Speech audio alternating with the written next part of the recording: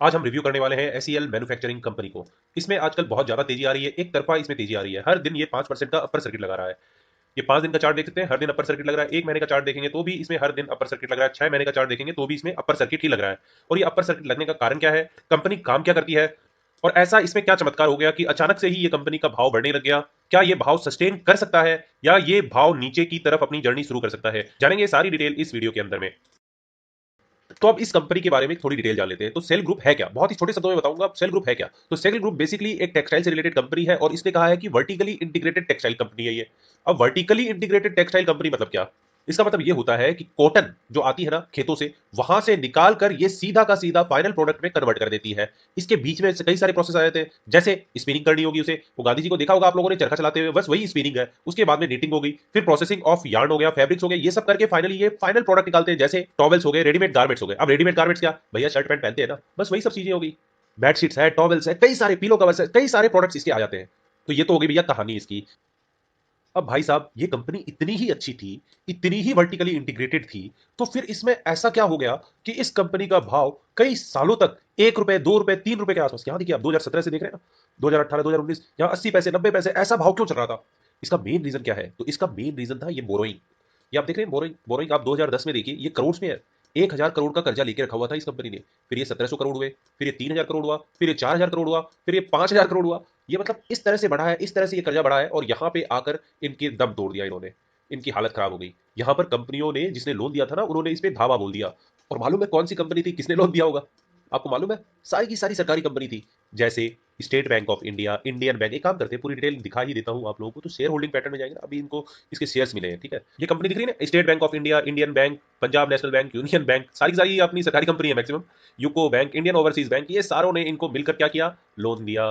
Loan देने के बाद में क्या किया इन्होंने, डिफॉल्ट कर दिया। डिफॉल्ट कर दिया तो क्या हुआ, पैसे नहीं दे रही है, पैसे नहीं दे रही है, तो अब इसको घसीट कर एनसीएलटी में ले जाया गया। एनसीएलटी क्या है, एनसीएलटी एक ऐसी वॉशिंग मशीन है जिसमें अगर आप खराब कपड़े डालते हैं तो वो साफ धुलकर निकल जाते हैं। वैसे ही एक कंपनी अगर खराब है, बहुत ही ज्यादा डिफॉल्ट, जैसे ये है ना एसईएल मैन्युफैक्चरिंग कंपनी, वो वैसी कंपनी थी जिसके पास पैसे नहीं थे इन बैंकों को चुकाने के लिए। इन्होंने लिया बहुत लेकिन दिया कुछ नहीं।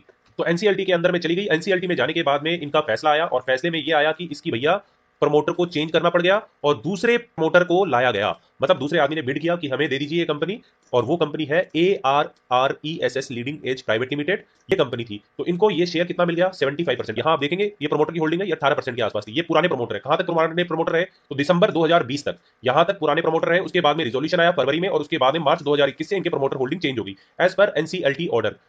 और बाकी 25% किसको मिल गया, अब 75% या हुआ तो 25% रहा ना, 25% में से 24% मिल गया बैंकों को जिन्होंने इसे लोन दिया था। एनसीएलटी ने सफाई किसकी कर दी भाई, एनसीएलटी ने, एक तो ये प्रमोटर बेचारे सारे मुक्त हो गए, दूसरे ये जो बैंक्स थे ना वो भी अपने आप साफ हो गए।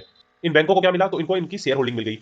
और अब समझते हैं कि भैया मार्केट में इसके कितने शेयर हैं। अभी जो ट्रेडिंग चल रही है ना, वो मालूम है आपको, बहुत कम शेयर्स में चल रही है ट्रेडिंग, क्योंकि ये प्रमोटर बेच नहीं सकते अपने शेयर होल्डिंग को। ये 75% है ना, ये अपने शेयर्स को बेच नहीं सकते। दूसरा ये है कौन, डीआईआई। डीआईआई मतलब state bank of India, Indian bank, ये भी अपने हिस्से को बेच नहीं सकती। तो पब्लिक के पास कितना होल्डिंग है, तो 0.57% पब्लिक के पास है। तो ये एक्चुअली कितने शेयर्स आ जाते हैं, इसमें कितने शेयर्स हो गए। तो इसका कैलकुलेशन बहुत सिंपल है, मैं एक काम करता हूं आप लोगों को दिखा देता हूं। बहुत ही सिंपल है, मार्केट फ्री फ्लोट एफएफ करके ना, ये करोड़ में कितनी वैल्यू ये आपको मालूम होनी चाहिए। तो 258 करोड़ रुपीज, तो ये हो गई इसकी मार्केट कैपिटलाइजेशन। और इसका रेट क्या चल रहा है, 77.8 रुपीज। इसको डिवाइड करने पे 3,31,000 शेयर अभी पब्लिक के पास है। मतलब जितनी भी ट्रेडिंग हो रही है ना, वो 3,31,000 शेयर में हो रही है। अभी 3,31,000 में मालूम है क्या क्या है, इसमें आपके ये जो एफआईआई दिखाई दे रहे हैं ना, यहाँ पे ये जो एफआईआई दिखाई दे रहे हैं, ये भी इसी में इंक्लूडेड है। अब जब मार्केट में, आप एक चीज समझिए, जब मार्केट में शेयर्स ही नहीं है, इतने कम शेयर्स है ट्रेड करने के लिए, तो क्या होगा, अगर डिमांड आ गई, कोई बाय कर रहा है, तो वो ऊपर चलता चला जाएगा क्योंकि उसकी डिमांड बढ़ती जाएगी। अगर वो नीचे आना शुरू होगा तो उसमें क्या होगा, लोअर सर्किट लगना शुरू हो जाएगा। वो लोअर सर्किट ही मारेगा, फिर उसके अंदर कोई बचा नहीं सकता उसको। जैसे अभी अपर सर्किट मार रहा है ना, वैसे ही अपर सर्किट मारता जाएगा। चार्ट दिखाता हूं, चार्ट में आपको एकदम क्लियरिटी मिल जाएगी। यहाँ आप आपको ऊपर की तरफ देख रहे हैं, ये कैंडल स्टिक चार्ट है। यहाँ पे आपको लगभग 1,300 रुपए का भाव दिखाई दे रहा है। नीचे में आप देखेंगे ना, नीचे में यहाँ पे एकदम नीचे में आके देखेंगे, तो यहाँ पे आपको दिखाई दे रहा होगा 2021 मार्च 8 मार्च 2021 वुमेन्स डे जो था, उसके बाद में सीधी इसकी ट्रेडिंग कब हो रही है, सीधा अक्टूबर 28 2021। तो ये गैप जो दिखाई दे रहा है ना, ये गैप बेसिकली उसी कारण से है।